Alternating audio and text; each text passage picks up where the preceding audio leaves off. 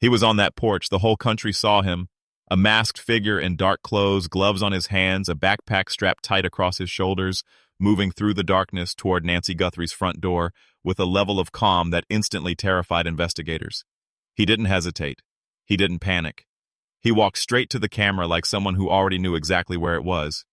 And within hours, an 84-year-old woman who could barely move through her own house without a walker was gone. That image changed everything. For weeks, America focused on one question: who was Porch Guy? But now, according to some of the most respected criminal profilers in the country, investigators may have been asking the wrong question all along. Because the deeper this case gets, the clearer one thing becomes. Porch Guy may not have been the mastermind. He may have been the expendable piece. And tonight, a theory is emerging that completely changes how this case is being understood. What if the man on that porch is no longer alive? What if the person truly responsible, the figure behavioral analysts now call the boss, made sure the only direct witness to the crime disappeared too? Because when you step back and look at the planning, the surveillance, the timing, the ransom notes, the Bitcoin trail, and the complete silence that followed, this no longer looks like the work of one man acting alone. It looks organized, it looks calculated.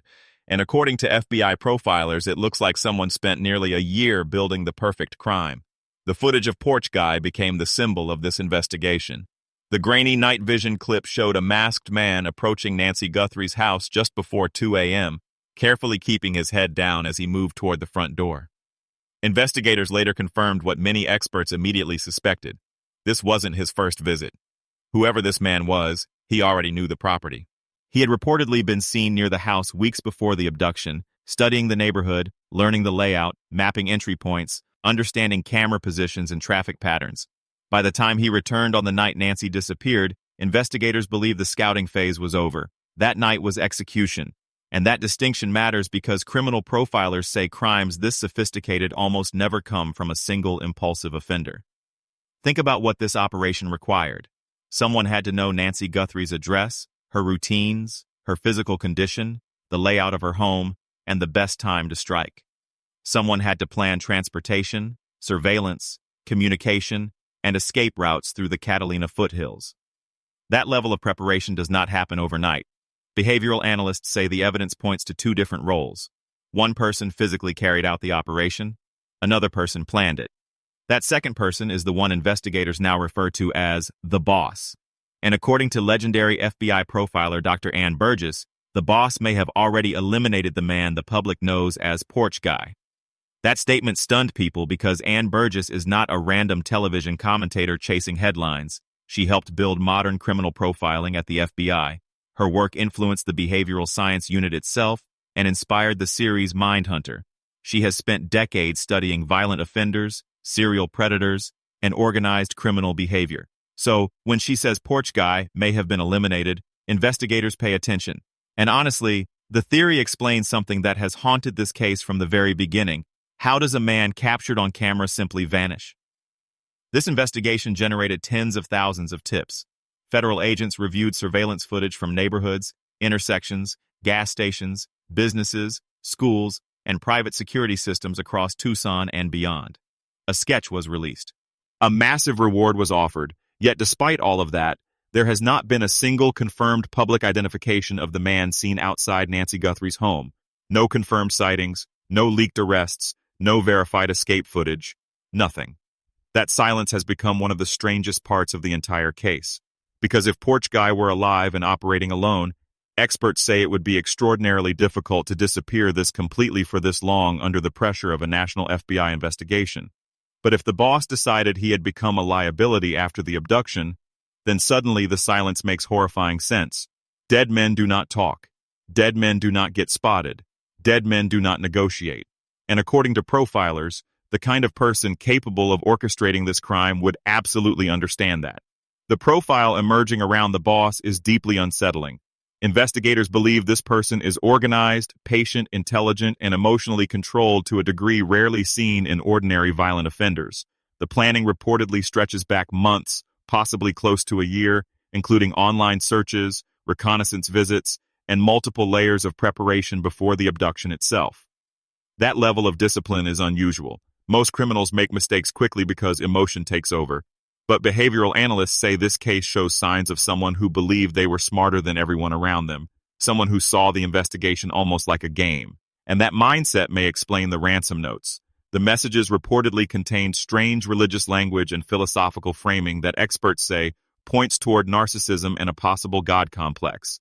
Instead of staying hidden, the person behind the operation appeared to want attention. The notes were allegedly sent not only to investigators but also to media outlets, ensuring maximum public visibility. That matters because criminals with God complexes almost always make the same mistake eventually. They cannot resist proving how clever they are. They want the audience. They want control. They want to watch fear spread while believing they remain untouchable. But the very need for control is often what destroys them in the end. One of the most important developments in this case may already be sitting inside FBI evidence labs right now, the DNA. Investigators recovered biological evidence from Nancy Guthrie's home, including hair samples that are reportedly undergoing advanced forensic analysis. Experts say the FBI is using modern probabilistic genotyping tools capable of separating complex DNA mixtures with astonishing precision. And if there is no direct match in criminal databases, investigators still have another weapon: genetic genealogy. This is the same technique that helped identify suspects in cold cases once thought impossible to solve, including the Golden State Killer investigation. By using distant family matches from genealogical databases, investigators can gradually build family trees until they narrow down a suspect pool. That means the boss may have spent months planning the perfect crime only to lose control because of something microscopic left behind without realizing it: a single hair, a skin cell, a touch on a surface. That is the terrifying reality of modern forensics. Criminals can plan escape routes, disguise identities, destroy cameras, and manipulate public narratives, but DNA does not care about planning. It exists whether the offender wants it to or not. And investigators believe the case may eventually come down to that invisible evidence. There are other threads, too. The Bitcoin ransom trail has become a major focus because blockchain transactions leave permanent records investigators can analyze for years. Even when funds move through multiple wallets, forensic specialists can often reconstruct the path. According to reports, one small Bitcoin transaction tied to the ransom communications may have given investigators a financial thread that still exists today. Then there is the digital evidence: search histories, IP records, cell tower data, phone movement patterns. Every modern investigation leaves behind a digital shadow, and experts believe the FBI is building this case piece by piece in ways the public cannot yet see. That is why many analysts do not believe the investigation is stalled at all. They believe it is evolving quietly behind the scenes, because cases like this are not solved through dramatic television moments. They are solved through accumulation. One forensic detail connects to one device connects to one account connects to one location, and eventually the entire structure begins to collapse. That is the danger for the boss. People with God complexes often believe their intelligence makes them invisible, but the longer an investigation continues, the more opportunities exist for one tiny mistake to surface. And according to profilers, that mistake is almost inevitable. Dr. Ann Burgess reportedly said something that may define this entire investigation. She said the crime was extraordinarily well planned and unlike anything most investigators have seen before. But even the most carefully planned operations eventually crack. Someone talks, someone slips, someone leaves evidence behind. And if the FBI's forensic analysis, blockchain tracking, and digital reconstruction eventually converge on a single person, then everything the boss built could unravel all at once. That is why this case still grips the country. Because it feels unfinished. Because an elderly woman vanished into darkness. Because the man seen on camera disappeared without explanation. And because somewhere behind it all may be a mastermind who still believes they got away with it. But investigators are still working. The evidence is still being processed. And according to the experts following this case most closely, the story may be far from over. What makes this case feel different from every other missing persons investigation is not just the disappearance itself. It is the precision, the timing, the emotional control behind it. Every layer of this story feels less like a spontaneous crime and more like a coordinated operation carried out by someone who understood exactly what they were doing long before that night ever arrived. And the deeper investigators dig, the more disturbing that possibility becomes. Because if there truly was a boss behind Porch Guy, then the person orchestrating this crime may have spent nearly a year watching Nancy Guthrie's life unfold from a distance. Not emotionally, not impulsively, methodically. That changes the psychological profile entirely. Most violent crimes happen fast. Arguments explode. Robberies spiral out of control. Desperate people panic and make reckless decisions. But this case never carried the fingerprints of panic. Everything about it suggests patience. Think about the timeline investigators have reportedly pieced together. Digital searches connected to Nancy Guthrie's address allegedly appeared months before the abduction. Surveillance visits to the neighborhood occurred repeatedly. The suspect learned the terrain, the neighborhood traffic flow, the placement of security cameras, and the dark stretches of roadway surrounding the property. Experts believe the offender studied not only the house itself, but the environment around it. That level of preparation is chilling because it suggests the target was chosen deliberately. Nancy Guthrie was 84 years old. She needed assistance moving through her home. She was physically vulnerable.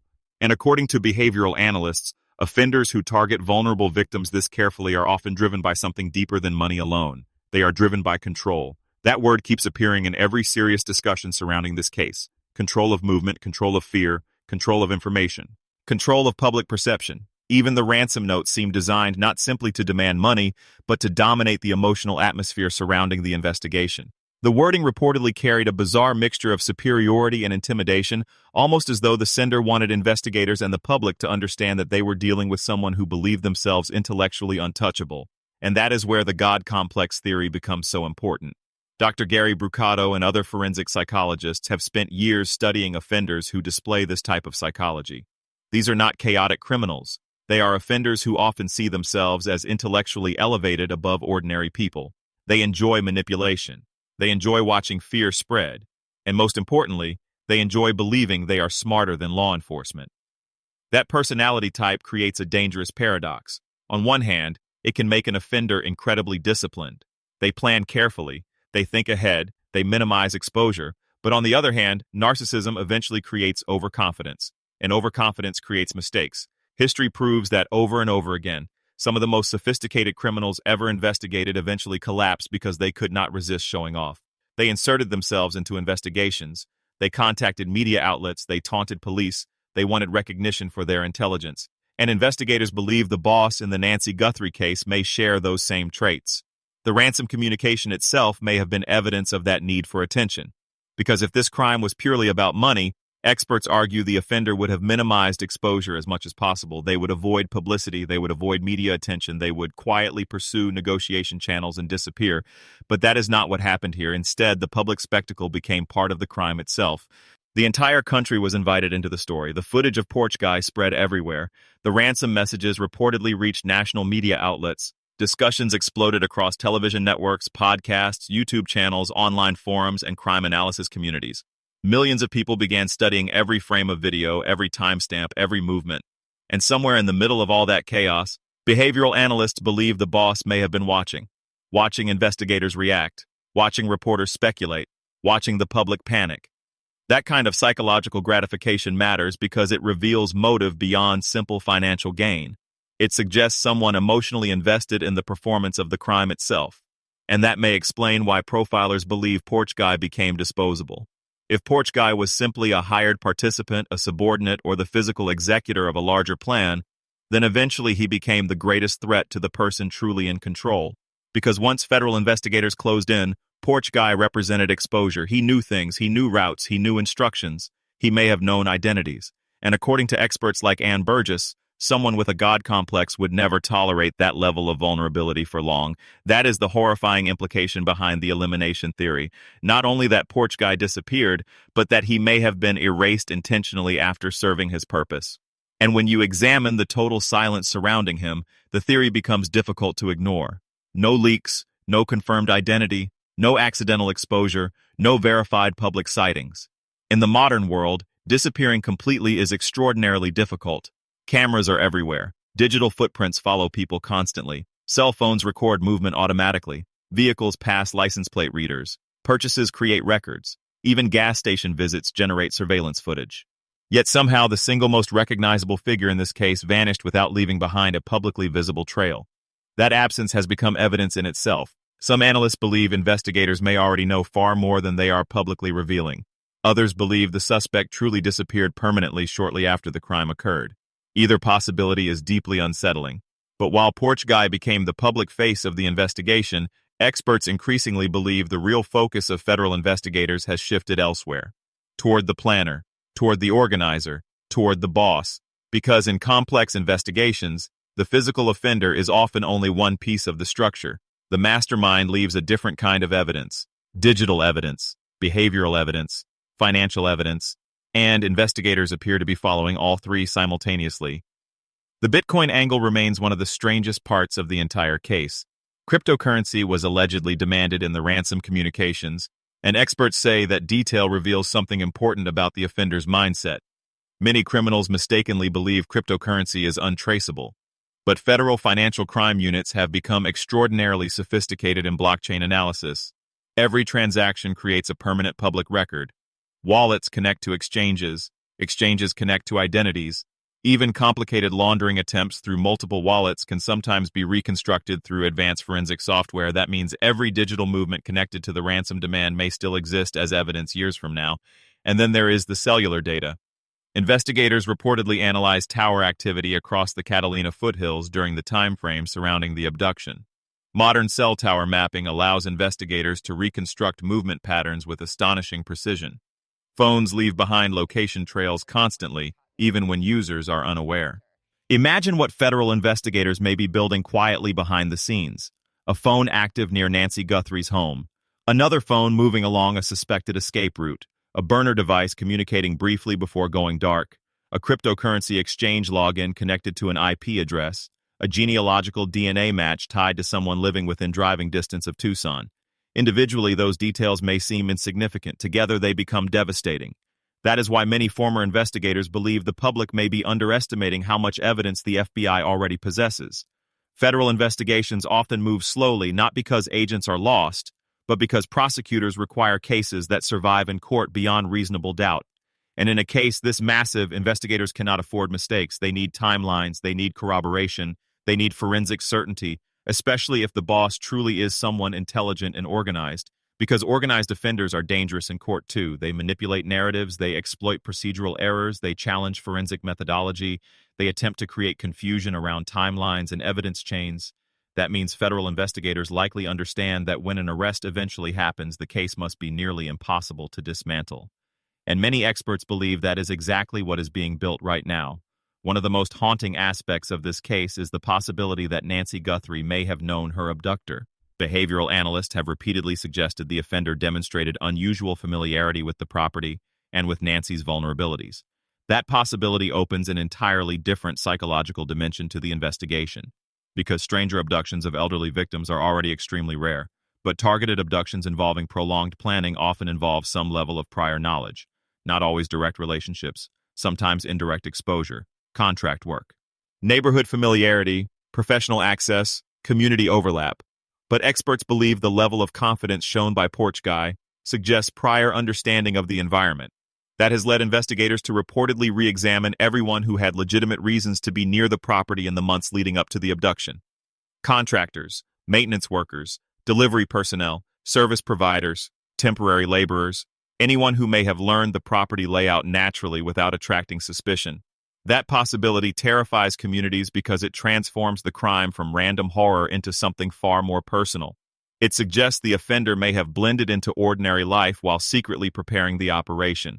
And if the boss truly orchestrated this crime from behind the scenes, they may have carefully selected someone capable of approaching the property without immediately raising alarm. That is another reason the Porch Guy footage feels so unnerving. He does not look rushed. He does not look uncertain. He moves like someone following a plan already rehearsed mentally many times before. Experts say that kind of composure rarely appears in spontaneous crimes. It appears in operations. And that word keeps returning over and over again as analysts dissect this investigation. Operation, not robbery, not burglary gone wrong, not random violence. An operation with planning stages, reconnaissance, execution phases, communication strategy, and possible post-crime cleanup. Even the escape itself appears unusually sophisticated. Investigators and analysts studying the Tucson geography have repeatedly emphasized how the desert terrain surrounding the Catalina foothills creates opportunities for movement that outsiders might never understand. Certain roads disappear into undeveloped stretches of land. Some routes bypass major intersections entirely. Others allow movement without exposure to dense surveillance systems.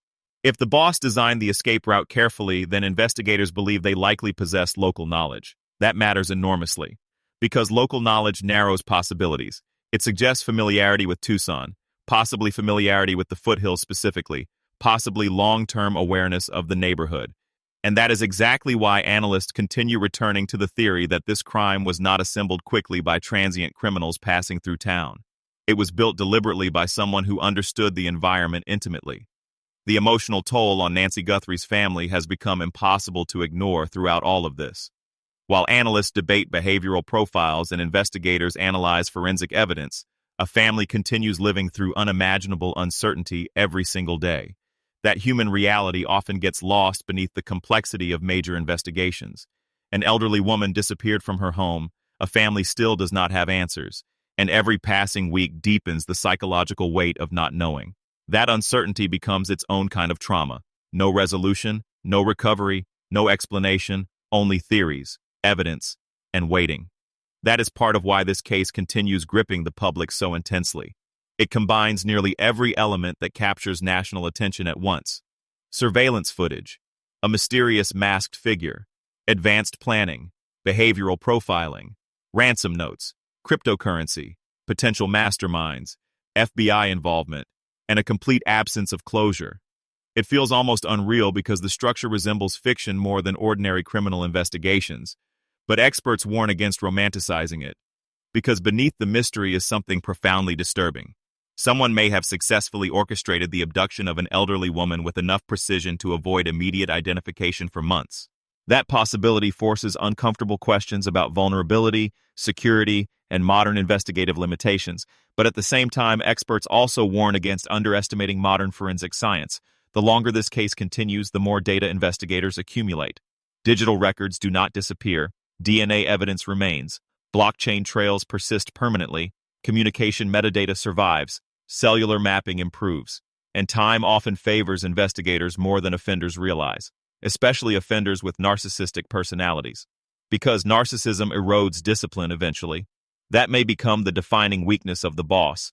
People who believe they are intellectually superior often convince themselves they can manipulate every outcome indefinitely. They become overconfident, they test boundaries, they reinsert themselves emotionally into investigations, they monitor media obsessively, sometimes they even attempt indirect communication because they crave acknowledgement, and that craving becomes dangerous. Investigators know this. Behavioral analysts study it constantly. The same ego that helps an offender attempt a sophisticated crime often becomes the reason they eventually expose themselves.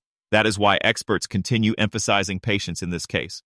Not because nothing is happening, but because massive investigations evolve slowly beneath public visibility. There may already be suspects under surveillance. There may already be forensic matches narrowing possibilities. There may already be digital evidence tying individuals together quietly behind sealed investigative walls. The public simply does not know yet, and federal investigators rarely reveal their strongest evidence before they absolutely must. What makes Ann Burgess's comments so impactful is not merely the elimination theory itself. It is the fact that someone with her experience appears convinced this crime reflects a level of organization rarely encountered even in major criminal investigations. That statement alone changes how many analysts now interpret the evidence, because Burgess has spent decades studying predators who operate in layers, offenders who manipulate others, offenders who compartmentalize crimes, offenders who maintain ordinary public lives while orchestrating horrific actions privately. If she sees signs of that psychology here, investigators are likely taking it very seriously. And if the boss truly exists, then the investigation may ultimately become less about Porch Guy and more about uncovering the person who stayed hidden behind him all along. The planner, the coordinator, the watcher, the one who may never have stepped onto Nancy Guthrie's porch personally, but controlled everything from the shadows. That possibility is what transforms this case from frightening into terrifying. Because organized offenders with God complexes rarely stop psychologically after one successful operation. Even if they never act again physically, they relive the crime internally, they revisit it mentally, they monitor reactions obsessively, and that internal obsession often creates opportunities for investigators eventually. Tiny behavioral shifts, unexpected communication, financial anomalies, digital mistakes, reconnections with accomplices. No matter how disciplined someone appears, maintaining absolute perfection indefinitely is almost impossible, especially under the pressure of a nationwide investigation. That is why many analysts believe the ending to this story has not happened yet. The evidence is still moving, the forensic work continues, the digital trails remain active, And somewhere, according to the people studying this case most closely, the boss may already be making the mistake that eventually brings everything crashing down.